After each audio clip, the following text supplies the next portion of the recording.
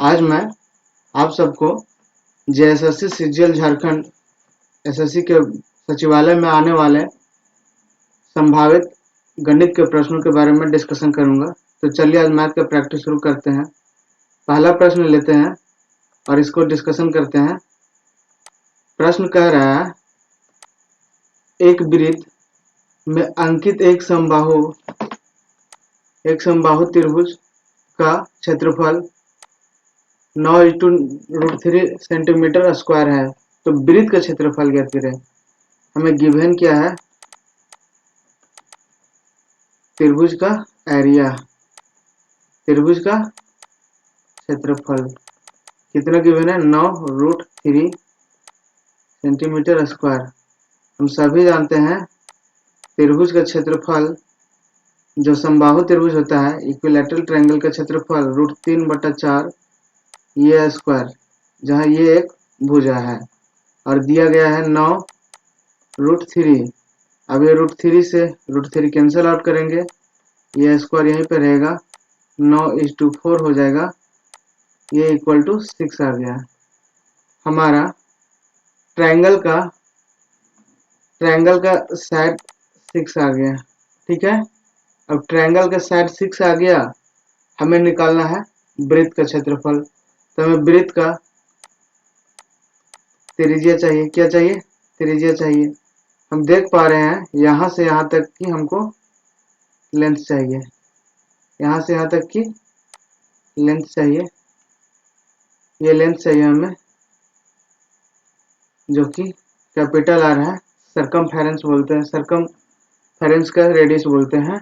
ठीक है, ये सर्कल जो है परिवृत्त की त्रिज्या हमें ज्ञात करनी है। परिवृत्त की त्रिज्या हमें निकालनी है, उसके बाद हम इस वृत्त का क्षेत्रफल निकाल पाएंगे। तो अकॉर्डिंग टू फार्मूला हम जानते हैं परिवृत्त की त्रिज्या बराबर होता है भुजा बटे √3, और हमें भुजा दिया है 6 सेंटीमीटर, अभी हमने फाइंड आउट किया था, और √3 हो गया। अब हम इसको सिंप्लीफाई करेंगे, √3 परिमेयकरण करेंगे, √3 इंटू √3 ये हो जाएगा 6√3/3 आ जाएगा 2√3। अब कैपिटल आर का वैल्यू हो गया 2√3 सेंटीमीटर। एरिया ऑफ सर्कल, वृत्त का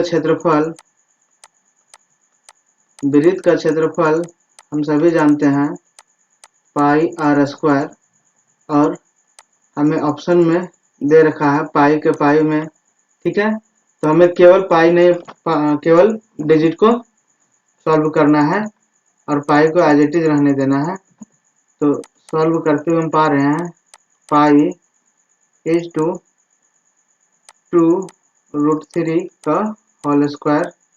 इसको सॉल्व करेंगे, पाई इज टू 12 आ जाएगा, 12 पाई सेंटीमीटर स्क्वायर हो जाएगा।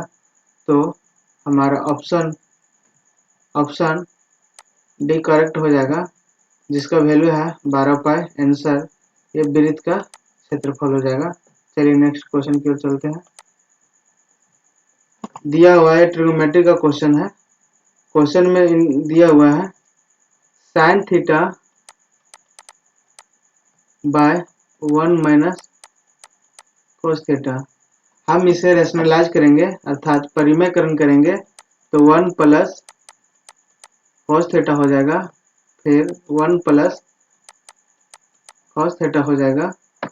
इसको सॉल्व करेंगे, sine theta into 1 + cos theta divided में 1 - कोस स्क्वायर थीटा हो जाएगा। जब ये दोनों मल्टीप्लाई होंगे तो 1 - कोस स्क्वायर थीटा हो जाएगा। हम सभी जानते हैं 1 - cos square theta equal to, इसका वैल्यू होता है 1 - cos square theta equal to होता है साइन स्क्वायर थीटा, यहाँ साइन थीटा 1 + कोस थीटा। ठीक है, कैंसल आउट करेंगे, स्क्वायर खत्म हो जाएगा, इक्वल टू में आएगा 1 प्लस कॉस थीटा बटे साइन थीटा।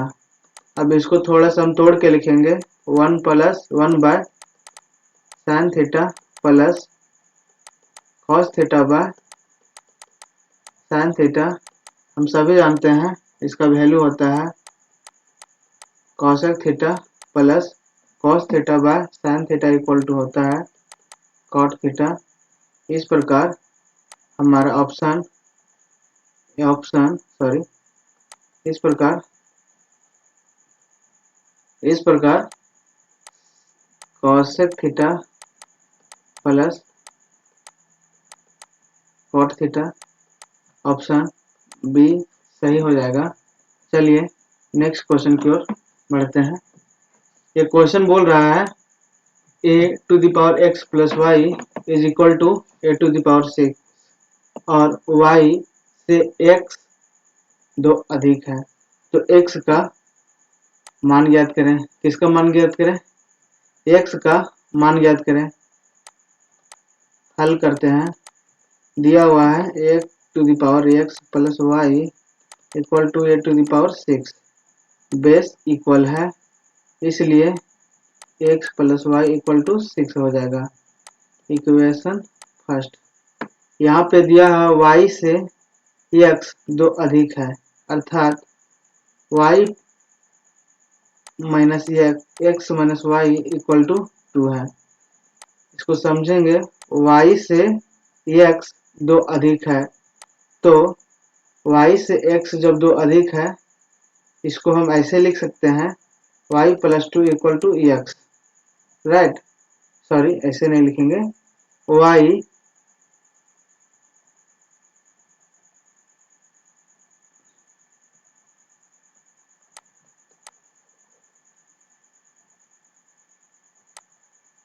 इसको हम ऐसे भी लिख सकते हैं।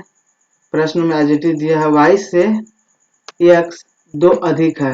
y से x कितना अधिक है? 2 अधिक है। y से x 2 अधिक है, तो ऐसे हम इसको लिख सकते हैं। इसी को सिंपलीफाई करके ऐसे लिख दिया। अब इसको सॉल्व करेंगे, इक्वेशन को प्लस करेंगे, 2x हो जाएगा और यहाँ पे 8 हो जाएगा, तो x का वैल्यू 8/2 हो जाएगा इज इक्वल टू 4, जो कि ऑप्शन मेरा डी हो जाएगा। ठीक है, नेक्स्ट क्वेश्चन की ओर बढ़ते हैं। एक क्वेश्चन को थोड़ा सा पढ़ने के लिए हल्का सा हम थ्योरम बता दें कि वृत्त के केंद्र में बना कोण का हाफ होता है वृत्त का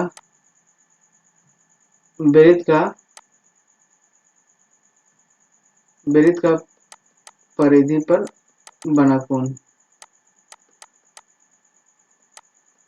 ठीक है, इसका मतलब जो ये कोण होगा, अगर ये x होगा तो ये पूरा कोण x/2 होगा, राइट।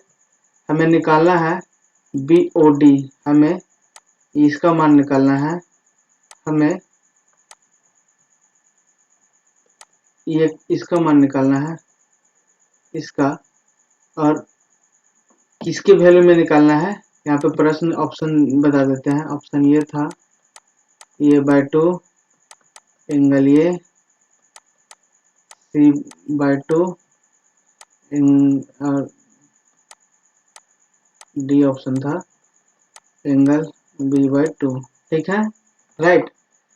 तो हमें ये एंगल, इसके करस्पॉन्डिंग में कौन सा ऑप्शन सही होगा, तो एंगल BOD हमें निकालना है। एंगल BOD, एंगल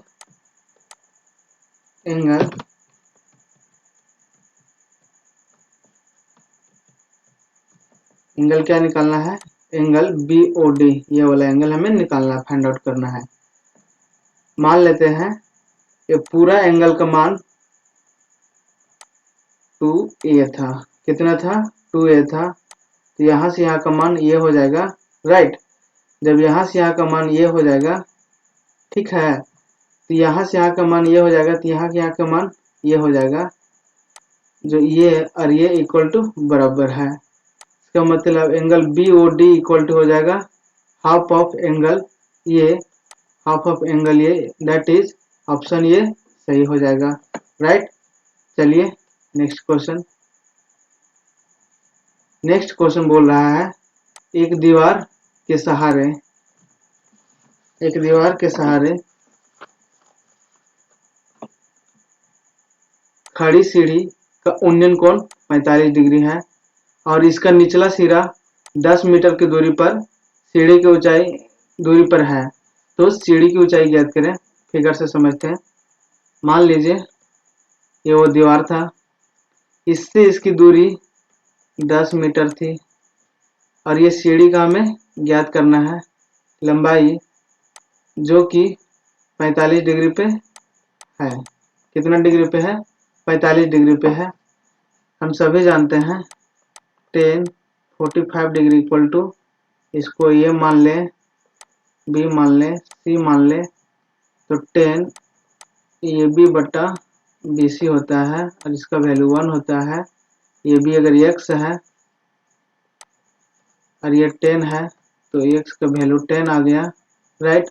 हमें ए सी का मान निकालना है तो हम सीधा फिर यहाँ से साइन थीटा लगाएंगे। साइन थीटा 1/√2 होता है 45 का वैल्यू, और 1/√2 हो जाएगा और यहाँ पे 10 हो जाएगा तो वैल्यू आ जाएगा 10√2।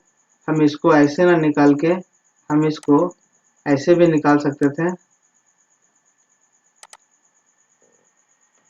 इसका मान 45 डिग्री था और मेरे को यहाँ से यहाँ 10 मीटर दिया गया था। मेरे को मान इसका निकालना था जो सीढ़ी की लंबाई थी।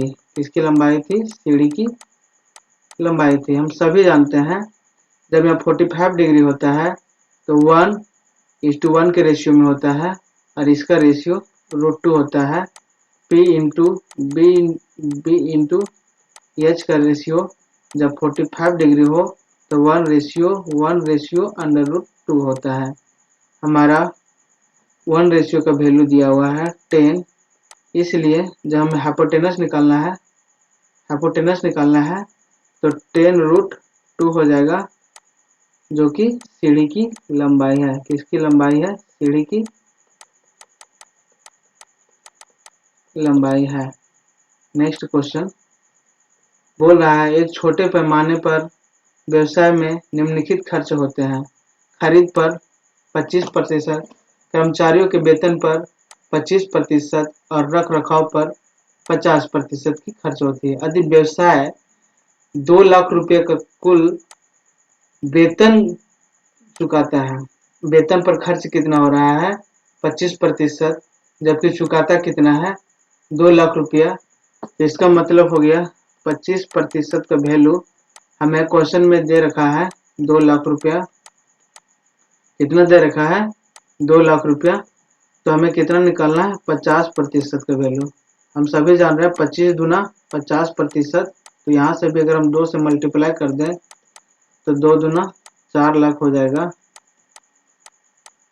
जो कि रख रखाव पर हमें 50% दिया हुआ है। रख रखाव पे कितना खर्च करता है? 50%, इसलिए हम 50% का वैल्यू निकाल दिए 4 लाख रुपया, जो कि रख रखाव पे खर्च हो रहा है। चलिए नेक्स्ट प्रश्न के ऊपर ध्यान देते हैं। दिया हुआ है सबसे छोटी संख्या क्या है जिसे 4, 6, 10 और 15 द्वारा विभाजित करने पर शेषफल 3 बचता है? कितना से विभाजित करने पर? 4, 6, 10 और 15। ये प्रश्न सभी को जानते होंगे। इसको हम सबसे पहले 4, 6, 10 और 15 का एलसीएम ले लेंगे, जो कि एलसीएम आएगा 60। ठीक है। अब इसमें कितना शेषफल बचता है? 3, तो 3 को ऐड कर देंगे, इसका मतलब वो संख्या 63 है, जो कि ऑप्शन नंबर डी में है। नेक्स्ट क्वेश्चन दिया हुआ प्रश्न में 17 गेंदों का 720 रुपए में बेचने पर 5 गेंदों का क्रय मूल्य के बराबर हानि होता है। क्या होता है? हानि होता है। इसका मतलब अगर 5 गेंदों का मूल्य हम घटा दें तो मेरा सीपी आ जाएगा। 5 गेंदों का मेरे पास हम 17 गेंद बेचे, गेंदों को क्या किए, बेचे हैं। अब 5 गेंद के सीपी माने क्रय मूल्य के बराबर हानि होता है। क्या होता है, हानि होता है। तो हम क्या करेंगे, अगर हम यहाँ से यहाँ इसको घटा दे तो मेरे पास कितना बचेगा, 12 गेंद बचेगा। कितना बचेगा, 12 गेंद बचेगा। और जो कि बेच कितना में रहे हैं, 720 रुपये में बेचेंगे। कितना में बेच रहे थे, 720 रुपये में 17 गेंदों का, ना कि 12 गेंदों का। अब इतना में घटेगा ऑटोमेटिक, जब हम एसपी में मैंने सेलिंग प्राइस में सीपी घटा देते हैं तो हमें क्या मिलता है, लाभ मिलता है। जबकि हम सीपी में ईएसपी को माइनस करते हैं तो हानि हमें मिलता है। यहाँ पे हानि दिया हुआ है, कितना दिया हुआ है नहीं मालूम। मेरे को 5 गेंद का मूल्य जो होगा उतना हानि होता है। तो 5 गेंद का मान लिया 1 रुपया हानि हो रहा था, तो 5 गेंद का 5 रुपया हानि हुआ। इस प्रकार जब 12 गेंद बच गए तो 12 गेंद का जो वैल्यू आएगा डिवाइड करने पर वो डायरेक्ट सीपी आएगा, जो कि मेरा 60 रुपये हो जाएगा, जो कि ऑप्शन नंबर सी में है। इसलिए इसका ऑप्शन करेक्ट होगा सी नंबर। हम आपको समझने में ये आसानी हुई होगी। चलिए अगले प्रश्न की ओर। शीला अपने ग्राहकों के अंकित मूल्य पर अधिकतम कितने % की छूट दे सकती है कि उसे अपना सामान बेचने पर न लाभ हो न हानि हो, यदि उसने पहले से ही क्रय मूल्य पर 25% ज्यादा अंकित मूल्य रख रखी हो। शीला एक सामान लेती है, वो सामान का मूल्य माना 100 रुपया था। कितना था, 100 रुपया था। अब उसका सीपी कितना था, 100 रुपया था। क्रय मूल्य 100 रुपया था। उसने 25% अधिक पर अंकित किया, तो 100 का 25% 25, तो 100 प्लस 25 अर्थात उसका 125 रुपया एमपी हो गया, मतलब मार्केट प्राइस हो गया, जो कि अंकित मूल्य था। अब वो बोल रही है तो कितना रुपया इसमें माइनस करें कि उसे 100 रुपया में ही बेचना पड़े, तभी तो उसको ना लाभ होगा ना हानि होगा। अगर 100 रुपये ज्यादा बेचेगा तो शीला को लाभ होगा, 100 रुपये से कम में बेचेगी तो उसे हानि होगा। तो अब वह कितना में बेचेगी, 100 में बेचेगी, तभी तो उसे 100 रुपये में खरीदी थी। अब 100 में बेचेगी, इतना तो लाभ होगा ना घाटा होगा। जबकि वो अंकित मूल्य कितना कर रखी है, 125 रुपया, तो कितना कम में बेचेगी, 25 रुपया में। 25 रुपये कम में बेचेगी और अंकित मूल्य कितना कर रखी थी, 125, तो 100 इसका परसेंटेज वैल्यू निकल जाएगा। अब हमें यहाँ से डिस्काउंट परसेंट कितना देगी कि उसे ना लाभ होगा, तो 125, 25 25 125, 5 20 20 25 100 अर्थात 20% को अगर डिस्काउंट देगी 125 रुपया में, 20% का अगर डिस्काउंट देगी वो 25 रुपया में, तो वरना तो उसे हानि होगा और ना ही लाभ होगा। तो 100 रुपये में भी बेच पाएगी, जबकि 100 रुपये उसका सीपी था, अब उसको 100 रुपये एसपी हो गया, तो ना लाभ होगा ना हानि होगा। इसका आंसर हो जाएगा बी नंबर। चलिए अगले प्रश्न की ओर ध्यान देते हैं। दिया हुआ है 2 धनात्मक पूर्णांक अनुपात 3:4 में है, जिसका योगफल 70 है। 3:4 में है और इसका योगफल कितना है, 70 है। अर्थात 3x plus 4x equal to 70 है, 7x इक्वल टू 70 है, x का वैल्यू 10 है। तो पहला का मान आ गया 30, दूसरा का मान आ गया 40, क्योंकि x का वैल्यू 10 है तो 3x का वैल्यू 30 हो गया और 4x का वैल्यू 40 हो गया। अब हमें 5:6 में करना है, तो हम इसमें क्या ऐड करेंगे कि 5:6 में हो गया। हम आसानी पूर्वक देख पा रहे हैं कि दोनों में अगर 20 ऐड कर दें हम, तो ये 50 हो जाएगा और ये 60 हो जाएगा, तो 5:6 हो जाएगा। ठीक है, इसको कैंसल आउट करेंगे, काटेंगे, 0 0 कट जाएगा, तो 5:6 हो जाएगा। तो हम कितना ऐड किए, 20 ऐड किए दोनों साइड, इसका आंसर हो जाएगा 20। क्या हो जाएगा, 20। ऑप्शन नंबर बी सही हो जाएगा। नेक्स्ट प्रश्न की ओर ध्यान देते हैं। 3 लोग व्यापार करते हैं, ठीक है, कौन कौन है, ए बी सी। कितने कितने अनुपात में पूंजी निवेश करते हैं, 2, 3, 5। ठीक है, टाइम कितना देते हैं, ये पूंजी निवेश करते हैं प्रिंसिपल, और टाइम कितना देते हैं, ये टाइम देता है 4 अनुपात में, 5 अनुपात में और 6 अनुपात में। हम सभी जानते हैं प्रॉफिट तब होता है जब जो हम प्रिंसिपल लगाए हैं और टाइम दोनों को मल्टीप्लाई करेंगे, प्रिंसिपल इंटू टाइम को मल्टीप्लाई करेंगे तो हमें प्रॉफिट आएगा। क्या आएगा, प्रॉफिट आएगा। आप ऐसे समझिए कि मेरे पास 5 रुपये था, उसको हम 6 महीने तक किसी को दिए, तभी तो हमको 30 रुपये डायरेक्ट मिलेगा। 6 रुपये पर महीने 6 रुपये दे रहा है तो 2 रुपये करके प्रत्येक महीने उन्होंने लगाया तो 8 रुपये लगाया होगा। इसी प्रकार ये 15 रुपया लगाया होगा टोटल प्रॉफिट, और इसी प्रकार ये 30 रुपया लगाया होगा। इसका प्रॉफिट रेशियो आ गया 8:15:30, जो कि ऑप्शन नंबर सी में है। ऑप्शन नंबर सी सही हो जाएगा। चलिए नेक्स्ट प्रश्न की ओर ध्यान देते हैं। ये प्रश्न टाइम एंड वर्क का है। प्रश्न बोल रहा है P एंड Q 12 दिनों में एक काम को 12 दिनों में, वहीं Q और R एक साथ मिलकर 15 दिनों में, R और P एक साथ मिलकर के 20 दिनों में करते हैं।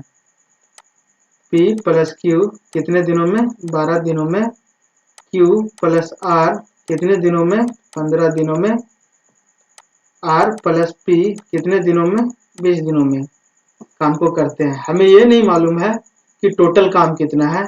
अगर हम टोटल काम निकाल लें, टोटल वर्क निकाल लें, तो हम आसानी से ज्ञात कर पाएंगे कि एक दिन में कितना काम करते हैं। तो हम टोटल वर्क निकालने के लिए हम तीनों को सिंपल सा क्या करते हैं, मल्टीप्लाई कर देंगे या फिर एलसीएम ले लेंगे। तो तीनों का एलसीएम आ जाएगा 60। क्या आ जाएगा, 60, जो टोटल वर्क होगा। अब P और Q कितने दिनों में करते हैं, 12 दिन में करते हैं। 12 दिन में करते हैं, इसका मतलब एक दिन में वो 5 काम करते होंगे। एक दिन में वो कितना काम करते होंगे, 5 काम करते होंगे, तभी तो 60 काम एक दिन पूरा काम कर पाएंगे P और Q मिल करके। फिर Q और R 15 दिनों में काम करते हैं, इसका मतलब वह 4 दिनों में एक काम करते होंगे। तो 15 चौका 60, इसका मतलब 60 काम जो टोटल था वो 15 दिनों में किया, तो प्रत्येक दिन वह 4 काम करते होंगे। इसी प्रकार R और P 20 दिन लगाते हैं पूरा काम करने में, इसलिए उन्होंने प्रत्येक दिन 3 काम किया होगा। अब ये तीनों को ऐड करेंगे तो 2P आएगा, 2Q आएगा, 2R आ जाएगा, जो कि तीनों एक दिन में कितना काम करते हैं, 4 + 5 9, 9 + 3 12 काम करते हैं। तो 2P मिलके, 2Q मिलके, 2R मिलके 12 काम करते हैं कितने दिनों में, एक दिन में। अगर एक P मिलेगा, एक Q मिलेगा, एक R मिलेगा, दो यहाँ से कॉमन लेंगे तो एक दिन में 6 काम करेंगे। एक दिन में कितने काम करेंगे, 6 काम करेंगे। एक दिन में जब वो 6 काम करेंगे, टोटल काम कितना है, 60 है। टोटल वर्क कितना है, 60 है। और एक दिन में कितना काम कर रहे हैं, 6 काम कर रहे हैं। तो एक दिन में एफिशिएंसी इसका कितना निकल गया, 6। तो टोटल दिन कितने दिन में काम करेंगे, 10 दिन में काम करेंगे। कितने दिन में काम करेंगे, 10 दिन में काम करेंगे, जो कि ऑप्शन नंबर ए है। प्रश्न अगला चलते हैं। ये मिक्सचर का प्रश्न है। 35 लीटर के एक मिश्रण में दूध और पानी का अनुपात 4:1 है। इस मिश्रण में 7 लीटर पानी और मिलाने पर दूध और पानी का अनुपात ज्ञात करें।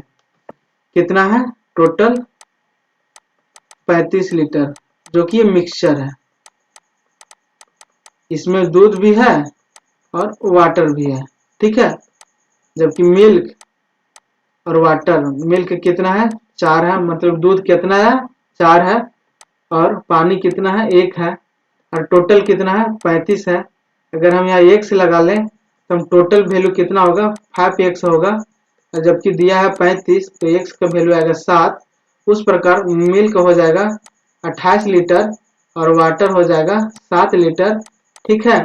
अब पानी 7 लीटर इसमें ऐड करेंगे, केवल पानी में 7 लीटर ऐड करेंगे, तो यहाँ वैल्यू आ जाएगा मिल्क एंड वाटर का 28:14, जो कि कैंसल आउट करेंगे तो 1:2, 2 धर पानी का अनुपात कितना आ जाएगा 2:1, जो कि ऑप्शन नंबर बी में है।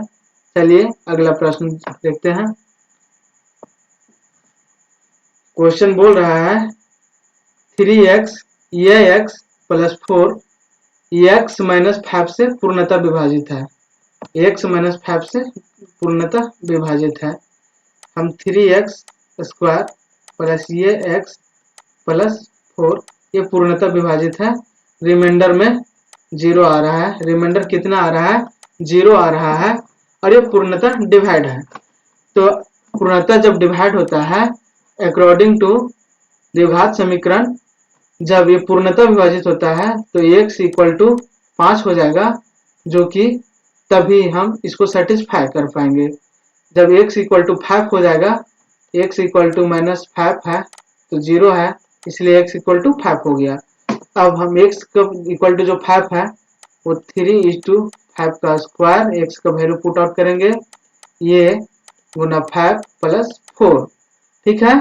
अब 3:25 प्लस 5 ये प्लस 4 इक्वल टू 0, 25 दिया 75 प्लस 5 ये प्लस 4 इक्वल टू 0, 25 और 4 79, 25 और 4 79, जो कि -79 होगा। 5 से डिवाइड करेंगे तो 15×5 = 75, 15×5 = 75 माइनस में आएगा और फिर 4 आएगा शेष, तो 15 5 × 40, जो कि ऑप्शन नंबर सी सही है। चलिए नेक्स्ट प्रश्न की ओर ध्यान देते हैं। ये नल और हौज की प्रश्न है। एक पंप टैंक को 4 घंटे में भरा जाता है। कितने घंटे में भरा जाता है 4 घंटे में। माना एक पाइप ये है जो कि 4 घंटे में भर देता है, परंतु एक रिसाव के कारण टैंक 5 घंटे में भरता है। ऐसे मान लीजिए मेरे पास एक टैंक है, उसको ये पाइप द्वारा 4 घंटे में भरा जा रहा है, लेकिन क्या होता है ये पाइप में कहीं छेदा हो जाता है, ये पाइप में कहीं छेदा हो जाता है और यहाँ से पानी लीकेज हो जाता है, जिसके कारण से यही पाइप से अब कितना घंटा में भरता है 5 घंटा में भरता है। कितना घंटा में भरता है 5 घंटा में भरता है। अब क्या करेंगे, जब 5 घंटा में भरेगा तो जाहिर सी बात है कहीं ना कहीं तो इसको छेद हुआ होगा, कहीं ना कहीं लीकेज हो रहा होगा। तो ये तो 4 घंटा में भर ही रहा था, लेकिन ये और ये छेदा को मान लेते हैं बी, जो कि घटा रहा था, वो 5 घंटा में भर रहा है। ठीक है, तो टोटल समय कितना ले रहा है ये हमको ज्ञात करना है। एक टंकी को अब भरने में, इस टंकी को अब भरने में कितना समय लगेगा ये हमें फाइंड आउट करने में ज्ञात करना है।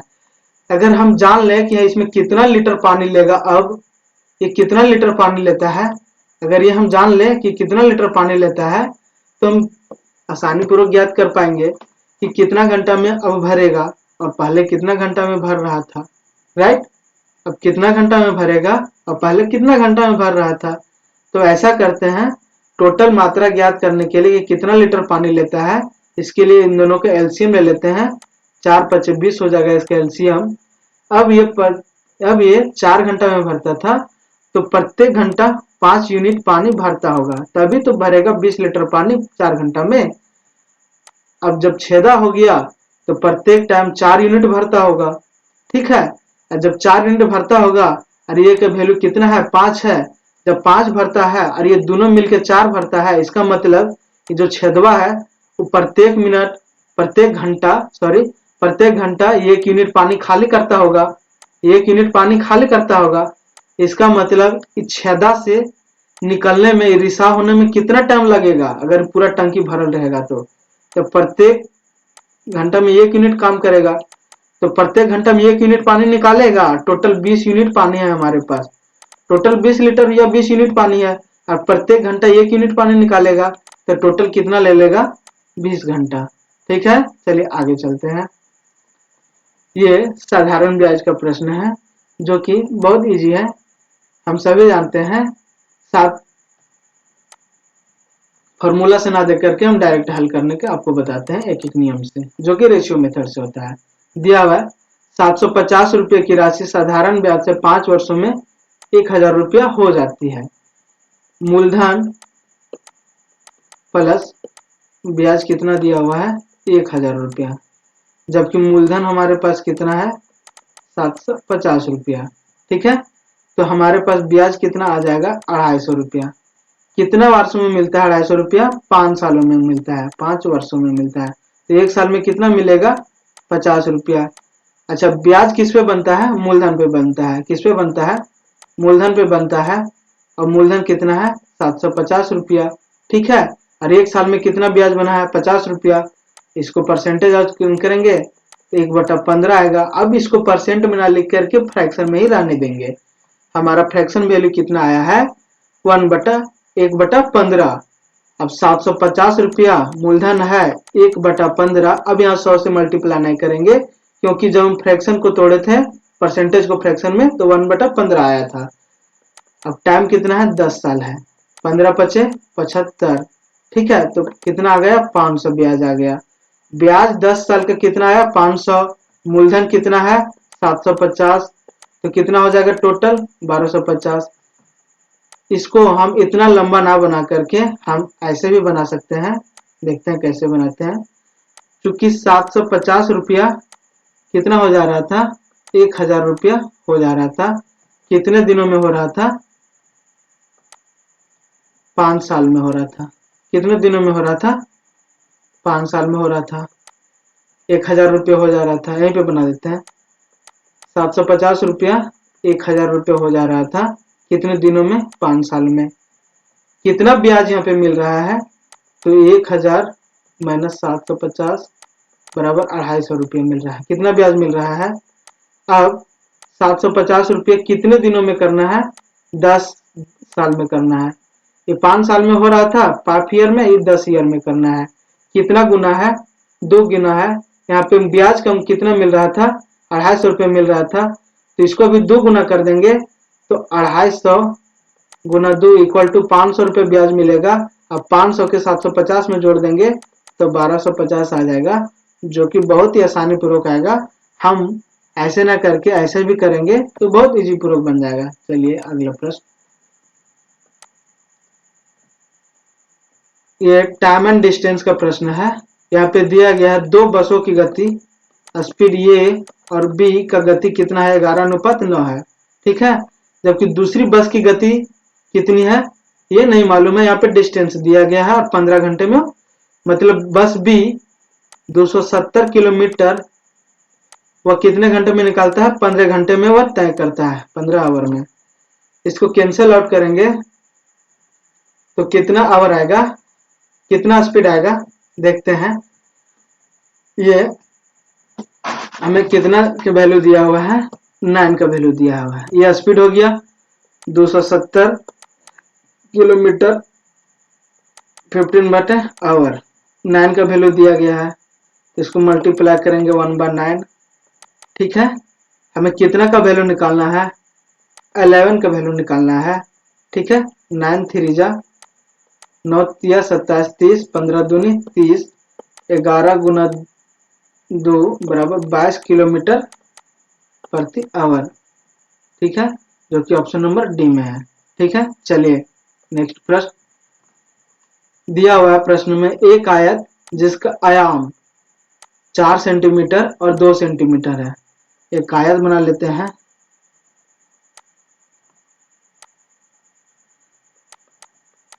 चार सेंटीमीटर और 2 सेंटीमीटर है।